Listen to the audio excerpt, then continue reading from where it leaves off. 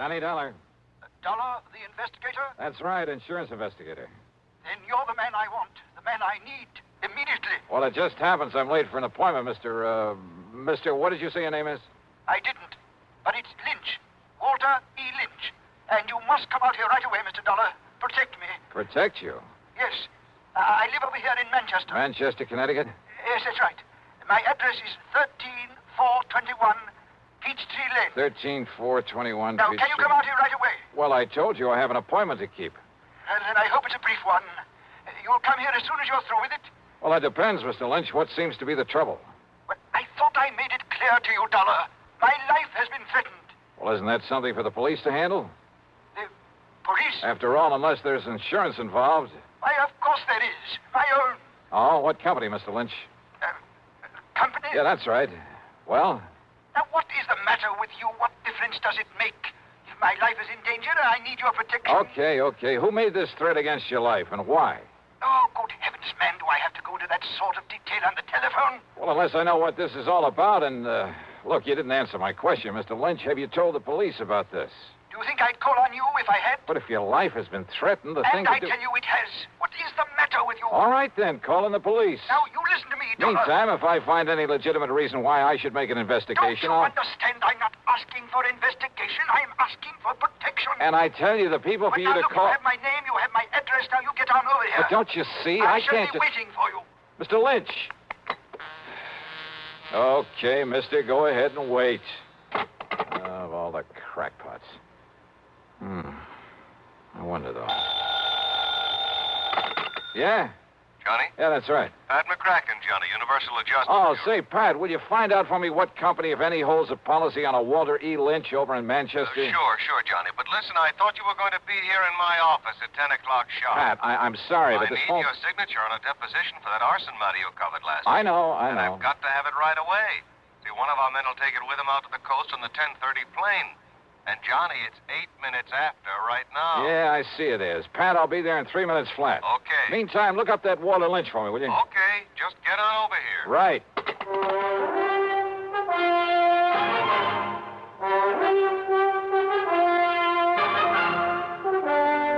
CBS Radio brings you Bob Bailey in the exciting adventures of the man with the action-packed expense account, America's fabulous freelance insurance investigator. Yours truly, Johnny Dollar.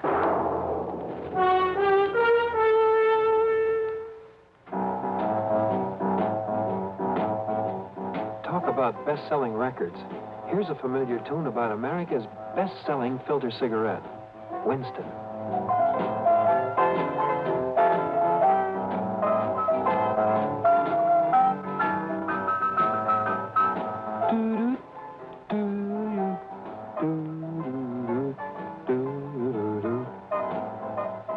Winston gives you real flavor, full, rich tobacco flavor. And you know, that's because only Winston has filter blend up front. Choice, flavorful tobaccos, specially selected and specially processed for filter smoking. No wonder Winston tastes good, like a cigarette should. Smoke Winston. And now, Act One of yours truly, Johnny Dollar.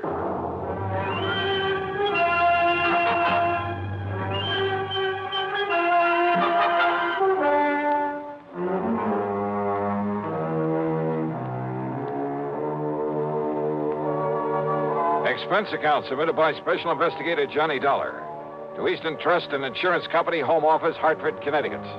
Following is an account of expenses incurred during my investigation of the Hapless ham matter. Expense account item one, $1.20 plus another $1 for the cab driver who got me from my apartment to Universal Adjustment Bureau in record time. I barged in on Pat McCracken without being announced. Put my John Hancock on the deposition, after which he witnessed my signature. All right, there we are. Now, here you are, Miss Dulcie. Give these to Mr. Peterson and tell him happy plane trip. Yes, sir, right away. Oh, and see if Bartell has found any of that Lynch information I asked him about. There's been a lynching, Mr. McCracken? No. Just do as I say. Now, go ahead. But I thought I heard you... Yes, sir. Hey, what is the worry on this man Lynch, Johnny? Well, Pat, he sounded like a crackpot. He called me on the phone just before you did, said his life is being threatened. Oh, another one of those things, huh? Yeah. Who was threatening him? Oh, I don't know. He was a bit evasive about it, same as he was about naming his insurance company. Well, I know I never heard of him. What did you tell him? I told him to call the police, then unless there was some insurance angle that required investigation, you know. Right, exactly right. Although, of course, if Bartell does find something on him, if he is a client of one of the companies... It's still a police matter. Why call on me to play bodyguard? Well, you know, Johnny, if you would have your telephone number unlisted, you'd save yourself a lot of these nuisance calls. Yeah, I know. Oh, yes? Here's a photostat of the Lynch policy Mr. Martell said you asked him for. Oh, then there is one. Thank you. And I thought you were talking about some kind of a lynching somewhere, Mr. McCracken. Isn't that fun? Yes. Thank you. Thank you, Miss Elsie. That'll be all. Oh, I was only... Yes, sir. Now, let's see, Johnny. Walter E. Lynch. Policy issued 1954, Eastern Trust and Insurance, face value is... Yeah, I see. 50,000 smackers. Yes, a lot of money. Let's see the name of the beneficiary. Oh, well, a nephew, Fred Lynch, New York City address. I wonder, Johnny. So do I. How well Freddie and his uncle get along. Named him as beneficiary. 5 or 6 years ago, things can change, Pat. There's one way to find out. And with $50,000 to be paid out if anything does happen. Yes. Go ahead, Johnny. Go ahead and pay Mr. Walter Lynch a little visit. At company expense? Well, now, Well? Oh, sure, why not? I'll notify Eastern that we've assigned you to this, but that you'll send your expense account directly to them. Okay? Okay.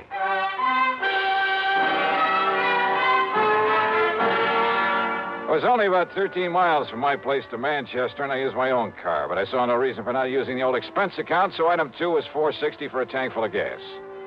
The address Mr. Lynch had given me turned out to be in a rather nice residential section. The house was a small but attractive Cape Cod affair, surrounded by stately elm trees. And then I saw them in the shade of the elms at the front of the place. A couple of police cars.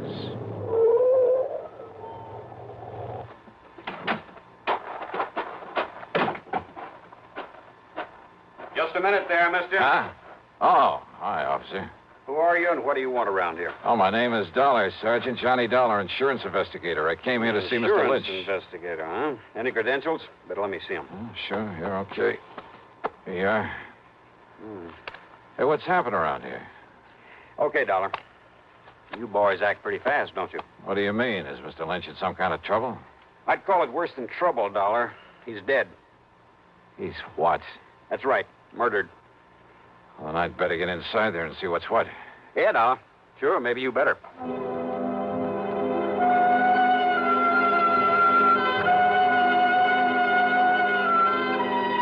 Inside the Lynch home, the police medico and my own eyes confirmed what Sergeant Beakley had told me outside. Walter E. Lynch was dead, all right, and there was no question about his having been murdered. As you can see, Mr. Dollar, the knife, obviously a long, very sharp one, plunged into his body here, directly back of the heart. Yeah, Doctor, I see. No doubt penetrated that organ. Death must have been virtually instantaneous.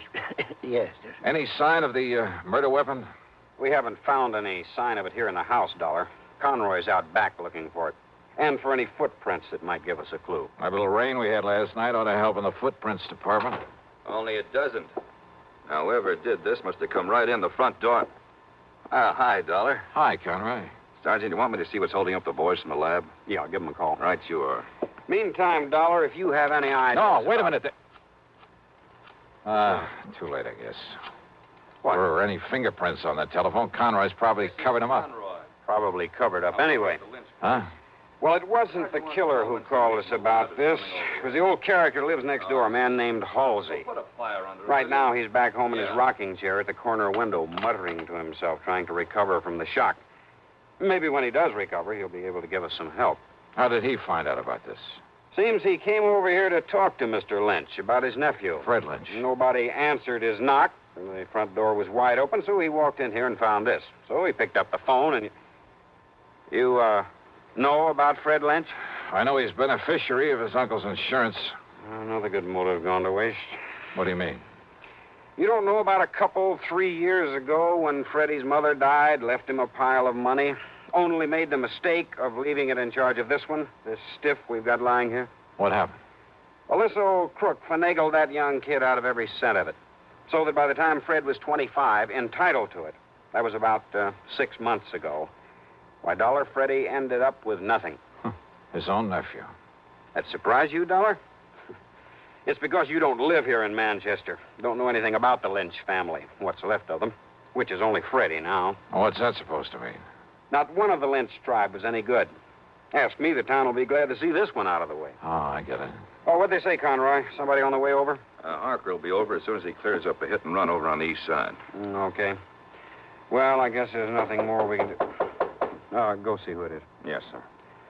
You about finished, Doc? Sergeant, this knife wound puzzles me greatly. Yes.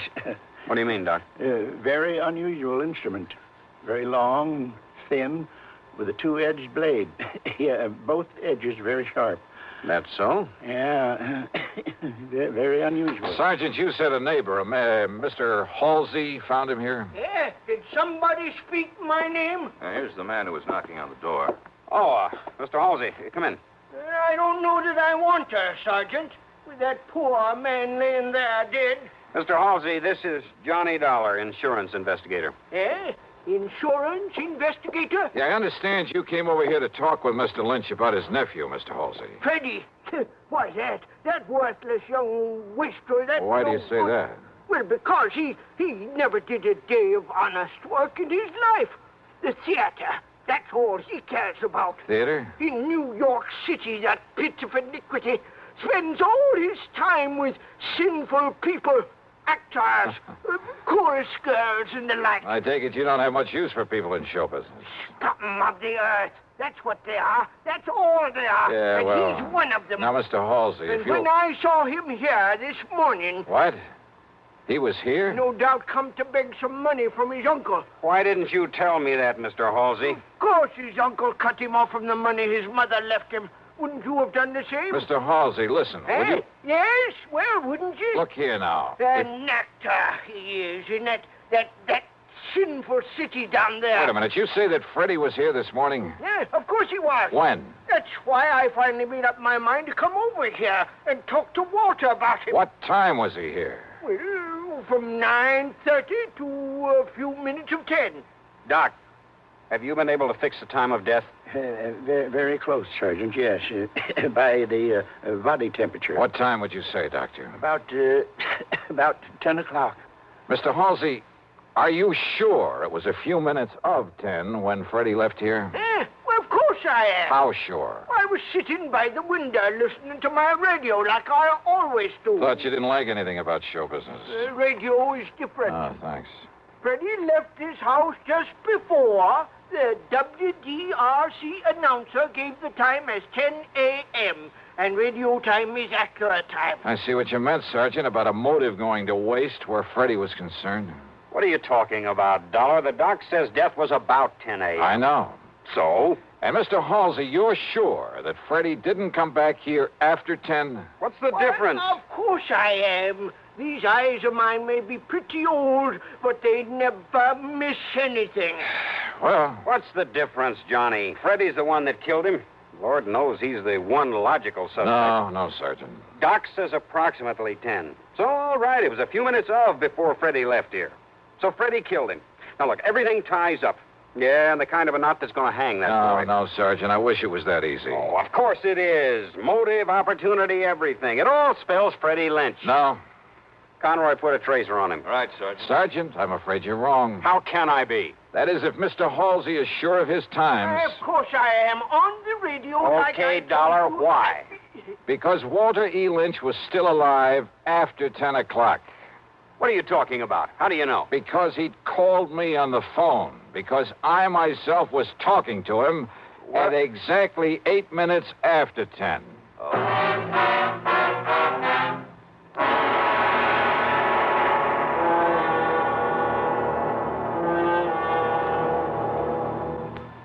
We'll continue with Act Two of yours truly, Johnny Dollar, in exactly 1 minute. Here's Hollywood star Mona Freeman Who feels like acting with a miserable cold? I relieve cold distress the fast way with 4-way cold tablets. Yes, tests of all the leading cold tablets proved 4-way fastest acting. Amazing 4-way starts in minutes to relieve muscular pains and headache, reduce fever, calm upset stomach, also overcomes irregularity. When a cold strikes, do what I do. Take 4-way cold tablets. It's the fast way to relieve nasty cold distress and feel better quickly. 4-way, only 29 cents. Now, here's a word about another fine product of Grove Laboratories. Had dandruff for years? Now get rid of it in 3 minutes with Fitch Dandruff Remover Shampoo. 3 minutes with Fitch regularly is guaranteed to keep unsightly dandruff away forever. Apply Fitch before wetting hair. Rub in 1 minute. Add water, lather 1 minute. Then rinse 1 minute. Every trace of dandruff goes down the drain. 3 minutes with Fitch, embarrassing dandruff's gone. Fitch can also leave hair up to 35% brighter. Get Fitch Dandruff Remover Shampoo today. And now, Act 2 of yours truly, Johnny Dollar, and the Hapless Ham Matter.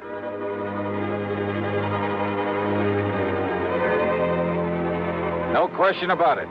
I was the perfect alibi for Freddie Lynch. Freddie had left his uncle's house a few minutes before 10. I had talked with his uncle at 8 minutes after 10. Yeah, and when the police checked up, they learned that Freddie had taken a bus to New York at 10:15. On foot, and he was on foot. Old man Halsey had seen that. He had to leave the house before 10 to make that bus. I told you, young man, these eyes of mine may be old, but they never miss a thing. He was on foot, all right, and he left this house before 10 o'clock, and he didn't come But now wait, back. wait a minute. If someone else came in here to commit the murder after Freddie left, why hadn't old man Halsey seen that person? You're right, Dollar. Nobody else came here, so it must have been Freddie killed his uncle. All right, now look, Sergeant. Only how could he? Because if you talked to Mr. Lynch at 8 minutes after, and Freddie was on his way to the bus station, and he had Wait, to be... wait, then Sergeant. it's impossible. Dollar, this really bugs me. All right, listen, the murder weapon. Very unusual. I know, Doc, you told me. It must have been something I'd never seen before. I wouldn't be too sure about that, unless you feel the same way Mr. Halsey does about show business. What? Terrible, sinful, iniquitous, immoral. Yeah, maybe you're right on this one. What are you getting at, Dollar? I'm getting out. Was that an express, that bus that Freddie took to New York? No, it was a local. But I don't see Then what... with luck in my own car, I can beat him down there. Do you know where he lives, Mr. Halsey? I certainly do. All right, where? At 1231 West 43rd Street. Good. I'll see you later. Now, Oh, Dollar... and Sergeant, maybe you can fix any tickets for speeding I pick up along the way. Somehow, just lucky, I guess, I managed to reach the address in New York without getting pinched. A $10 bill of the superintendent, that's item 3, got me into the rooms of Freddie Lynch. The walls were plastered with theatrical programs and playbills, most of them from summer playhouses, off-Broadway shows. In a closet, I found some costumes he'd used in various productions. In one corner was a battered shield with a broken spear beside it. Some heavy oriental belts and jewelry. The long robe of an Arabian desert rider with a sort of turban to go with it. Yeah, everything fitted in very nice.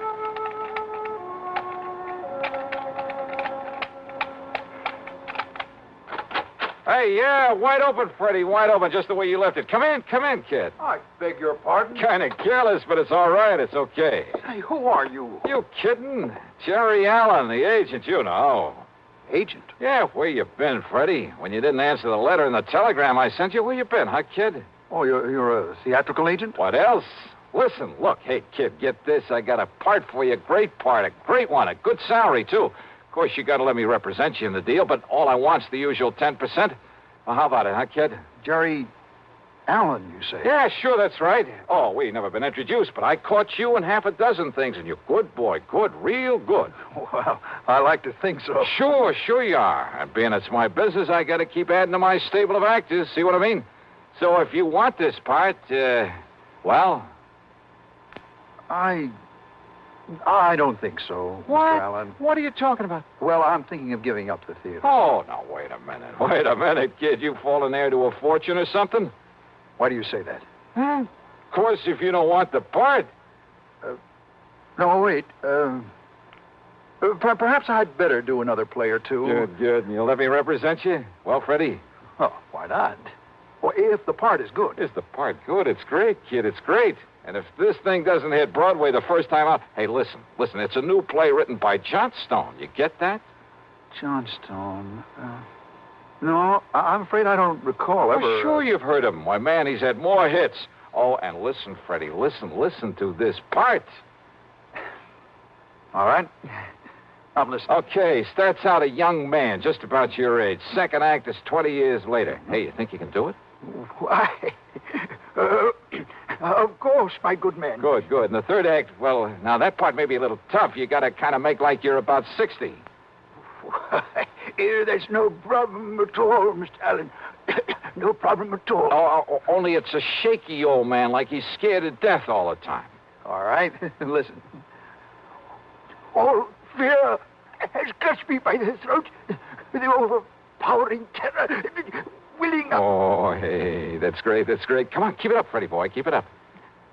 Well, you see, of course, if I had a script, Scared, remember? Scared. Say something like, you must come here right away to protect me. You must come here right away to protect me. Oh, that's great. Now, say my life is in danger. I've been threatened, Mr. Dollar. My very life is in What? Dollar? That's right. Johnny Dollar. Why, this was all a trick. Yeah, and you fell for it like a ton of bricks. The same voice you faked over the telephone to sound like your uncle. Oh, no, listen. Killed him, left his home knowing that nosy old neighbor would swear as to when you left. Then ran to the bus depot and called me up with that phony voice to make an airtight alibi. To make me ready to swear your uncle was still alive after you left him there dead. But, Dollar, listen. See, I'm his only kin. I'll be coming into a lot of money.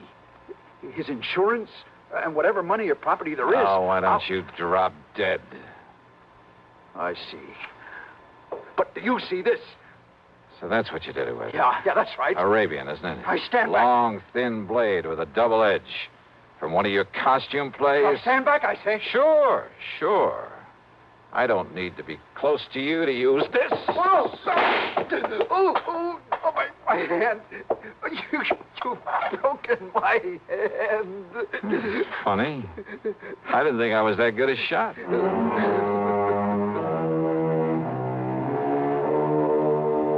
So now I'll have to make another deposition for the sake of another trial. And I'm sure that hamming it up in court won't keep Freddie from playing out the rest of his life in front of a captive audience. Expense account total, including a flock of incidentals, well, let's call it $100. Yours truly, Johnny Dollar.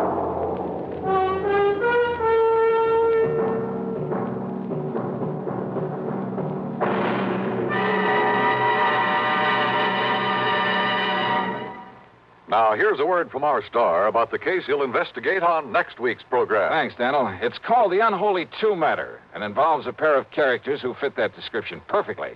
One of them a killer.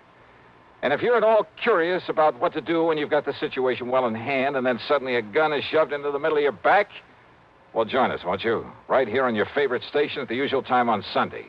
Yours truly, Johnny Dollar.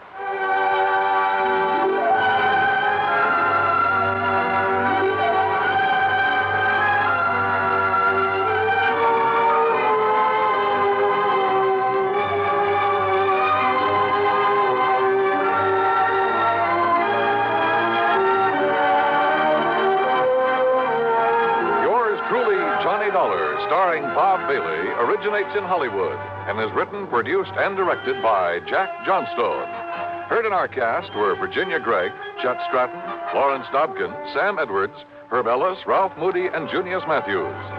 Be sure to join us next week, same time and station, for another exciting story of yours truly, Johnny Dollar. This is Dan Coverly speaking. Next, Ray Bradbury's science fiction classic, 0 Hour, as suspense follows on the CBS Radio Network.